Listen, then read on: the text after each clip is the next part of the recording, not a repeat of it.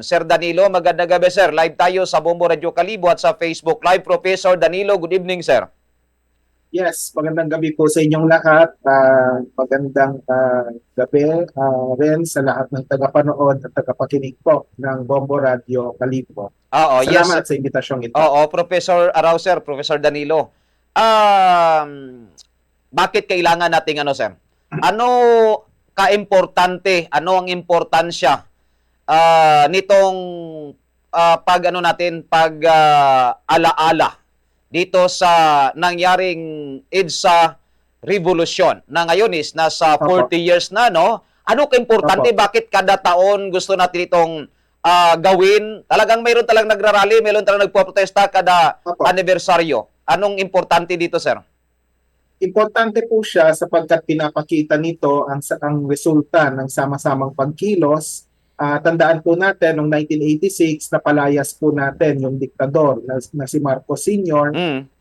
Sinabi natin noon, sobra na, tama na, palitan na. At ngayon, ang mga problema na kinakaharap ng bayan, bagamat hindi na solusyonan sa pagpapatalsik sa diktador, may mga positibo naman ang dapat na i-commemorate, particular yung restoration ng tinatawag nating democratic institutions na nabalik ang demokrasya, bagamat hindi pa ito yung demokrasya na ninanais natin, lalo na sa mga nasa laylayan sa lipunan. Kaya ang lesson ngayong araw na to, sa ika-40 taon, Ruby celebration, kumbaga, Ruby anniversary, ay ituloy yung laban at siguraduhin na ang makabuluhang pagbabago ay mangyayari po. Lalo na po para sa mga nasa laylayan ng lipunan. Oo. Sir, kung balik-balikan natin, no, yung mga, lang siguro, yung mga importanteng pangyayari, mga dahilan kung bakit talaga umalsa yung taong bayan, no, noong 1986, sa inyong mga pagkakalam, ano talaga yung mga malalaking bagay-bagay, sir? Bakit talagang yung mga tao biglang dumami, biglang umipon-ipon, nag-ipon-ipon, at yun nga, no, hindi na kinaya talaga ng Malacanang, hindi na kinaya ng gobyerno, napapababa talaga sa pwesto si dating President Ferdinand Marcos. Ano yung mga malalaking bagay na talagang tagtulak sa mga tao, sir? Kung naaalala ko po, kasi 17 anyos po ako noong nangyari yung People Power 1. Ako sir, is 3 taon. 3 years. Okay.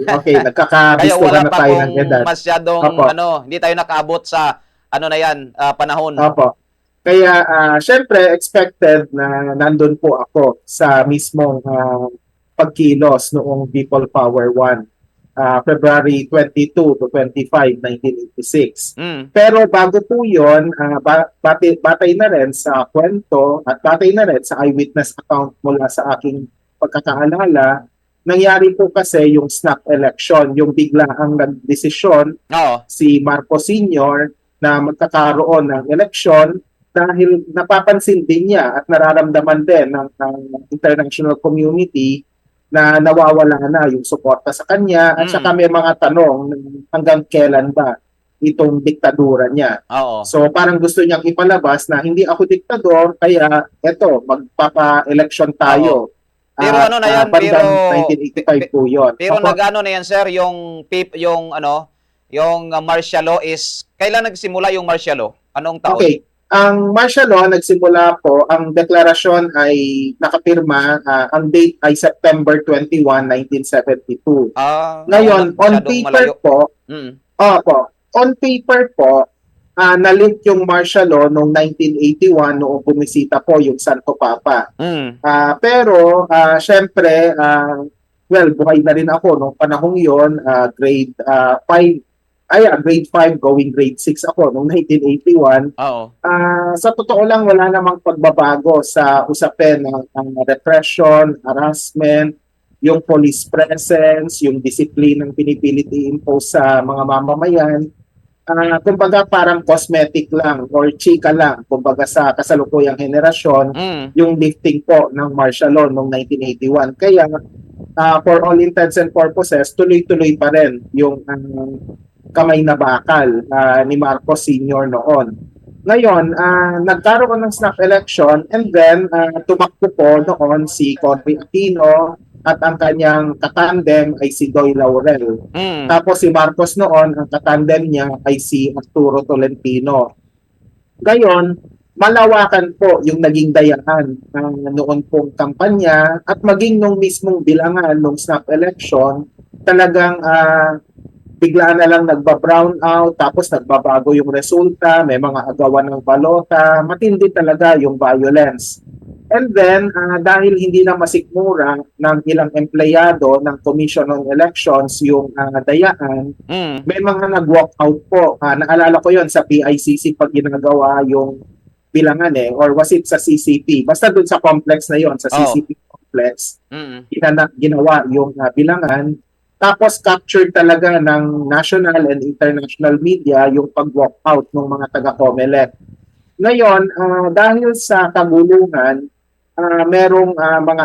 may mga chismis noon. Wala pang social media, Oo. kaya dumadaan na lang through word of mouth na baka magkakaroon daw ng kudeta. Tapos, true enough, nagpa-press conference suddenly bandang Enero or Pebrero, sina Marcos. Mm.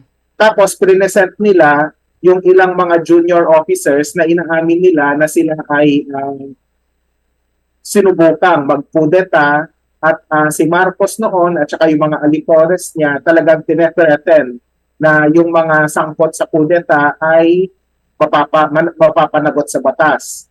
And then, yun na nga, dumating yung February 22, nag-announce sina Defense Minister Juan Ponce Enrile at dating AFP Chief of Staff Fidel Ramos na Oo. eventually ay naging Pangulo noong 1992, Mm. nag-defect sila at tumiwalag sila sa Marcos administration. Mm. And then, syempre, yung mga tao nagulat noon, kasama na ako. Tapos, ang sumunod na development noon, si then Jaime Cardinal Sin ay nanawagan sa pamamagitan ng Radio Veritas para pumunta yung mga tao sa EDSA at protektahan yung demokrasya. Hindi pa usapin ito ng pagprotekta kina Enrile at kay Ramos, kundi open defiance talaga sa Marcos dictatorship. And then, ganun ang nangyari. Later on, si Cory Aquino ay nagpakita at nanumpa bilang susunod na Pangulo sa Club Pilipino ginawa yon. And then Marcos also had his own oath-taking, pero parang all for show na lang yon kasi bandang February 25, sumakay siya ng eroplano papuntang Hawaii. Oo.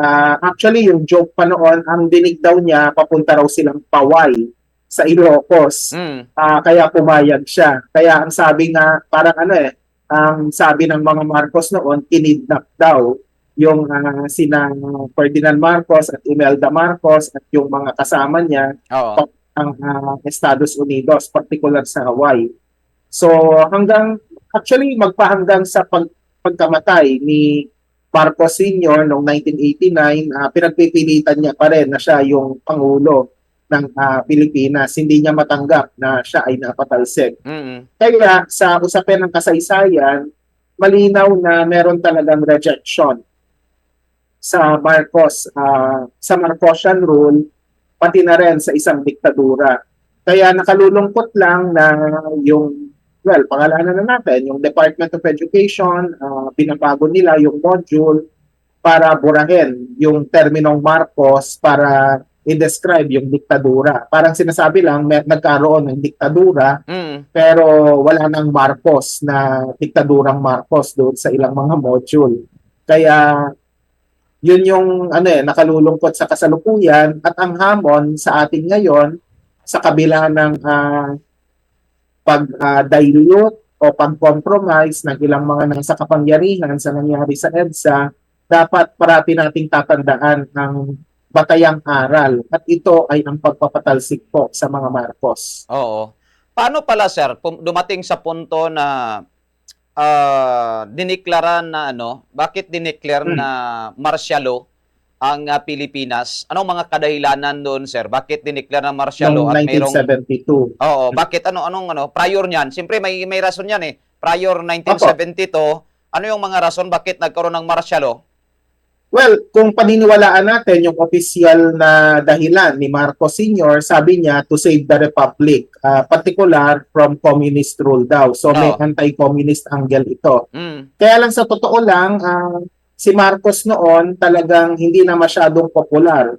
Noong 1970s, naalala ko nun, kasi ang birthday ko September 21 eh. Oo. Mm. So 4 years old ako noong dineclare yung martial law. Oo. At ang nangyari talaga noon, batay sa kwento ng mga teacher ko noon, tsaka ng ilang mga medyo nakatatanda sa akin, talagang matindi yung repression na ginagawa, lalo na sa mga aktivista. Mm. Nangyari yung first quarter storm, tapos nagkaroon din ng Diliman Commune sa UP Diliman, na kung saan doon din ako nagkolehiyo at nagtapos at Oo. kasalukuyan ako nagtuturo. Kumbaga may mga ganong pangyayari na eh. Syempre yung bombing ng Plaza Miranda, August Mm. 21 yon, Oo. 1972. So a month later, nagkaroon ng martial law. Mm. So maraming mga inflection point. Pero what they have in common is the fact na talagang unpopular na si Marcos noon at ang intention niya is to perpetuate himself in power. Syempre, palusot na lang niya yung sinasabing gusto niyang iligtas yung republika, Mm. pero sa bandang dulo talagang mas gusto niya na iligtas yung sarili niya at mapanatili siya sa kapangyarihan. Yun yung bottom line doon sa martial law. Oo. Ano yung participation ni Enrile doon sa sinasabing parang inambush si Enrile? Isa rin yata yun sa mga dahilan, sir? Opo. Yeah, isang dahilan yon to justify martial law at saka para sabihin na talagang sumusobra na itong mga komunistang to. Oo. Pero alam po ba ninyo, at ito tandang-tanda ko nung People Power 1, inamin ni Enrile na ang ambush niya ay Ambush me. staged. Ibig sabihin, parang scripted yon Oo. para to make it appear na kailangan talaga ang martial law. Mm. Kaya lang, doon sa kanyang autobiography at saka yung mga iba pa niyang subsequent na mga interview sa media, dinedenay niya na sinabi niya yon. Pero kahit ako, tandang-tanda ako na noong press conference na napaka last minute ng pag-organize kasi hindi naman natin inasahan talaga na mangyayari yung people power. Oo. Nabanggit niya ilang beses na stage lang yung ambush sa kanya. Kaya di mo alam kung ano ang nakain Enrile at biglang nagbago yung isip niya at sinabi niya na totoo yung pag-ambush di umano sa kanya. Which Mm. also begs the question, ba't hanggang ngayon wala pang resulta ng investigasyon kung totoong nangyari talaga yon? Oo, kasi matalino to si Enrile, magaling to Oh, magaling to gumawa para sa sa presidente. Kaso kung sino yung presidente, doon naman si Enrile, parang parang kung sa oh, mga is kung saan yung nasa posisyon, doon din si doon siya. Enrile. Pero sa pagkalala nyo, Professor Arau, Opo. sa time ni Marcos, dumami talaga yung komunista. Siguro masasabi natin na siya yung primary recruiter ng mga komunista. Kaya lumakas ang CPP, NPA, NDFP. Mm. Siyempre, you give credit to their efforts sa pag-oorganisa. Pero the fact na merong common enemy na si Marcos, kaya may mga nagsasabi na siya yung nagpalakas sa revolutionary movement kasi napakadaling mag-organisa noon kasi ibig sabihin nito parang napaka-brazen ng administrasyon noon. Yung mga Metrocom noon talagang wagas kung mag-violate ng human rights. Mm. Kahit mga ordinaryong estudyante talagang hinaharas at ini-intimidate. Naalala ko yung kwento ng mga dati kong profesor sa UP nung estudyante pa ako. Oo. Minsan hinaharang sila ng pulis kasi nakita yung nobela ni Dante, yung Inferno, yung si Dante Alighieri, yung nagsulat ng Inferno. Mm. Tapos nung nakita yung salitang Dante, sinasabi subversibo daw yon kasi akala nila si Commander Dante yung nagsulat ng libro, Aha. hindi nila kilala si Dante Alighieri. Mm. So, yung mga ganong klaseng anecdote ang magpapatunay na kumbaga hindi lang dahil kulang sa edukasyon yung mga pulis nung panahong yon, kundi talagang naghahanap sila ng pinakamaliit na palusot para magkaroon ng harassment and intimidation laban sa mga kritikal po sa gobyerno. Oo. May mga ano raw may mga matatanda nga ngayon na buhay pa Opo. na nagkukwento na grabe daw yung naranasan nila dati sa mga PC. Ito siguro mga Philippine Constabulary dati, no? Opo, Grabe daw PCINT. mga ano Opo, parang yun yung tawag walang ko. ano walang human rights noong time ni Wala. ni Marcos. So that's why parang tinulak daw sila na sumanib na lang sa rebelde kasi Opo, nakaranas sila ng matinding pag-abuso sa militar. tama po yun. May mga kwento-kwento talaga na naririnig. Pero syempre, ako kasi, lumaki po ako sa kalunsuran. So, Mm. nung panahon ng martial law, nung elementary high school ko po, talagang merong semblance of normality. Kumbaga parang mukhang normal or business as usual yung kalakaran. Pero syempre, may mga bulong-bulungan na nangyayari. At saka naalala ko noon, may curfew pa eh. Oo. At ang parang yung ini-instill sa aming disiplina, dapat maaga kaming umuwi para wala raw mga manghaharas sa amin. Pero as it turns out, mga pulis mismo Mm. yung mga nanghaharas, lalo na kapag kagabi. Tapos dati noon, yung buhok mo dapat yung Mm. yung gupit ng buhok mo dapat maikli lang, Oo. pinagbabawal yung mahabang buhok. Oo. Hindi lang sa eskwelahan kundi sa pangkalahatan, kung lalaki ka dapat expected na maikli lang ang buhok mo. Mm. Tapos naalala ko noon kasi yung eskwelahang pinag-aralan ko, marami sa mga school officials at mga teacher noon talagang napaka-pro Marcos. Kaya may pinipilit nilang i-justify yung martial law sa amin. Sinasabi nila na maganda raw yung martial law kasi nag instill daw ito ng magandang disiplina Mm. sa kabataan. Tapos pagka ikaw yung pinakamatalino sa klase, sinasabihan ka na, uy, ikaw na, susunod na Marcos. May mga ganong pag-frame dun sa usapin ng martial law. Mm. As if yung mga Marcos lang, yung matatalino talaga.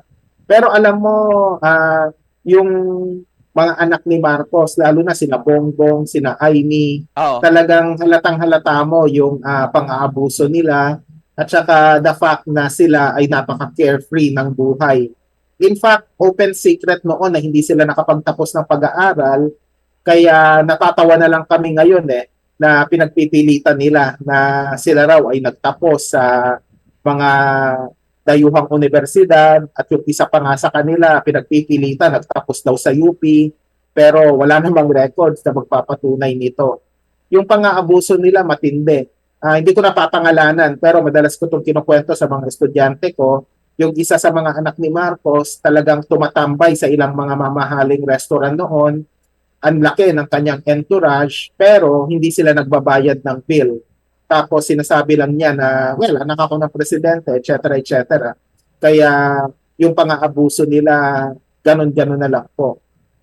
Oo. So, nung time ni yung presidente si sir, si Ferdinand Marcos, Opo. talagang grabe yung abuses na nangyayari. Kaya ito rin siguro yung nagtulak para ano na lang, parang yung tao parang nagsawa na rin sa sa Yes. pamumuno ni Marcos. Pero totoo ba sir, nung simula daw na pag-upo ni Ferdinand Marcos, naging maganda sana yung kalakaran sa umpisa? Okay, magandang tanong yan. Actually, nanungkulan kasi siya 1965, if I'm not mistaken. Oo. So, hindi naman masasabing maunlad na yung bayan noon, pero malaki yung potential natin. And in fact, kahit if you fast forward 20 years later, 1985 to be specific, kumbaga nandun pa rin yung potential sana natin. Kaya lang, ang problema rito, talagang maraming nasayang. Don't get me wrong, isa tayo sa mga unang nag-set up ng light rail train system, yung LRT. Una pa tayo sa Korea, sa Singapore, sa Japan, Oo. at iba pang mga bansa. Kaya lang, ang naging problema noon, talagang nabansot yung ating ekonomiya kasi nga yung pagnanakaw, yung tinatawag na ill-gotten wealth, Oo. talagang pinagsamantalahan talaga yung kaban ng bayan. At yun yung nangyayari pa rin magpahanggang sa kasalukuyan. Kumbaga may malaki ang potential natin And in fact, kumpara sa Singapore Oo. na halos walang natural resources, tayo ang dami nating natural resources Tama. Kompleto Kaya tayo lang eh. ang kaya lang ang mas nakikinabang yung mga dayuhan. At saka syempre yung mga gahamang nasa posisyon sa noon at ngayon. Kaya yun yung pinipilit nating ipaglaban ngayon. Kaya sa usapin ng EDSA, talagang yung tunay na pagbabago kailangang maisulong po talaga. Oo. Kahit hindi tayo umasa sa halalan pero sa pamamagitan ng sama-samang pagkilos, talagang magagawa at magagawa natin yung mga di umanong imposibleng magawa. Naging garapalan ba dati yung ano sir, pagnanakaw? Naging Yes, garapalan kasi si Imelda Marcos binawian ng mga ano mga mamahaling gamit, 'di ba? Binawian ng gobyerno. So, kasi daw opo, galing sa pera ng bayan yung mga mamahaling gamit, mga mamahaling alahas, 'di ba? yes. Binawian. Marami po. Actually, malaki, may mga dokumentasyon ng mga, kasi by the crate yung eroplanong ginamit nila para i-transport sila sa Hawaii, ang dami-daming mga kahon-kahon talaga na mga alahas, mga pera, mga ginto na talagang kinuha mula sa kaban ng bayan. Kaya nakasequester yung mga ito at batay sa pag-aaral ng PCGG, yung Presidential Commission on Good Government, talagang bilyon-bilyon yung pinag-uusapan nating nakulimbat talaga ng mga Marcos. At magpahanggang ngayon talagang todo deny kahit yung mismong Pangulo ng bansa hinggil sa naging papel nila at hinggil sa nature ng ill-gotten wealth na nangyari nung panahon po ng diktadura. In fact, hanggang ngayon, ayaw nilang sabihing diktador si Marcos Sr. Kung maniniwala ka kay Bongbong Marcos, sasabihin niya na siya yung the best president ever or the greatest president the Philippines ever had, Oo. which is a total fabrication po. Oo. So, 'yon 'no, kanina may mga protesta, may Opo. mga rally na nangyari pero parang patapos na rin 'no? May mga nasaktan din yata, ilan kanina sa rally. Yung Opo, Kontradaya ba linawin ko lang. sumali? Yung Kontradaya Opo, sir, nag-rally din kayo kanina? yes po, nandun po ako sa EDSA Ortigas na area kasi dalawa yung pagkilos sa EDSA. Oo. Meron sa People Power Monument, tapos meron din sa EDSA Shrine. Oo. Pinili ng Kontradaya, tsaka na iba pang mga grupo na kakilala ko, doon kami sa EDSA Shrine. Medyo nagkaroon po kasi ng pressure mula sa police at sinasabotahin talaga. Well, let's make it very frank. Pinilit na isabotahe ng police yung programa. In fact, yung stage na maganda sana yung sound system namin, yung truck, Hmm. na-threaten na i-tow. Ayaw kasing papuntahin kahit malapit lang doon sa EDSA Shrine.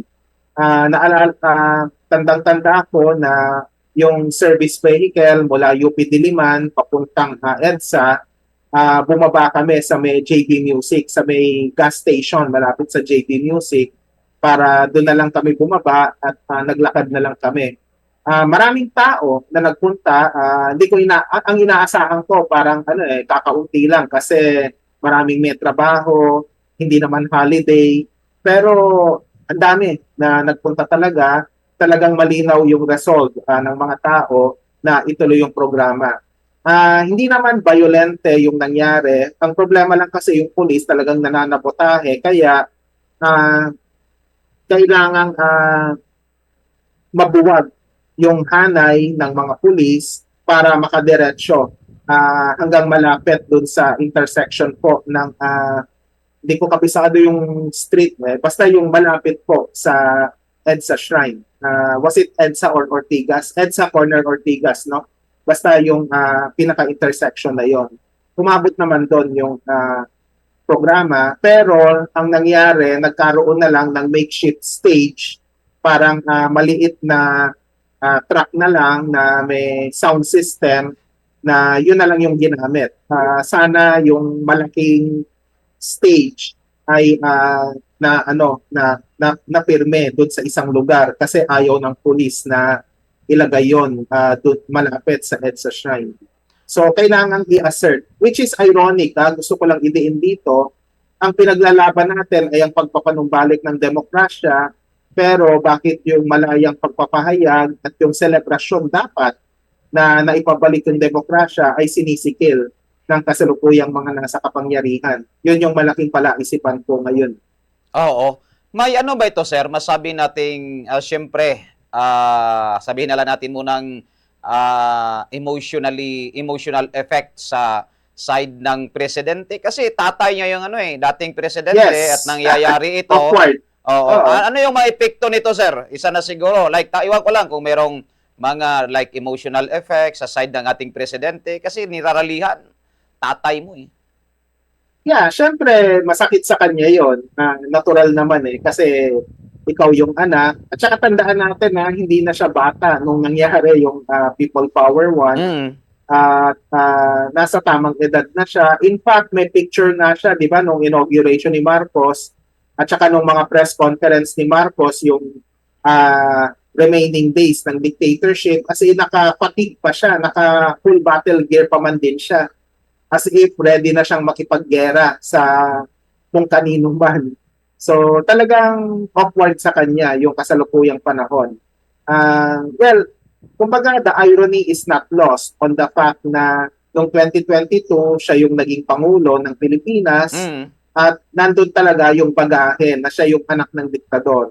At forever siyang magiging anak ng diktador kasi kahit na i-deny niya na walang diktadura noong 1972 hanggang 1986, history would show otherwise.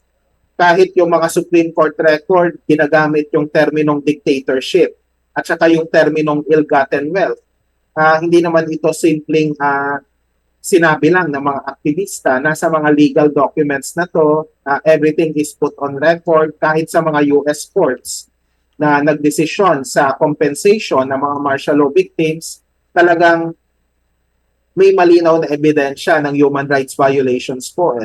Kaya bagahin niya yon. Kung meron mang legacy na iiwan siya after 6 years in office, it is the fact na anak pa rin siya ng diktador. Hindi madedena yon kahit burahin ng Department of Education yung salitang Marcos sa mga module ng grade 6, kailangan pa rin ituro na may diktadurang Marcos talaga from during the time of martial law po. Oo. Sige. So maraming salamat Sir Danilo Arao, Professor. Okay. Danilo Arao sa pagbigay mo ng ilang mga information at sa paggunita ngayon ng ika-40, 40 years na EDSA Revolution. Sir Danilo Arao, maraming salamat sir. Magandang gabi ulit sir.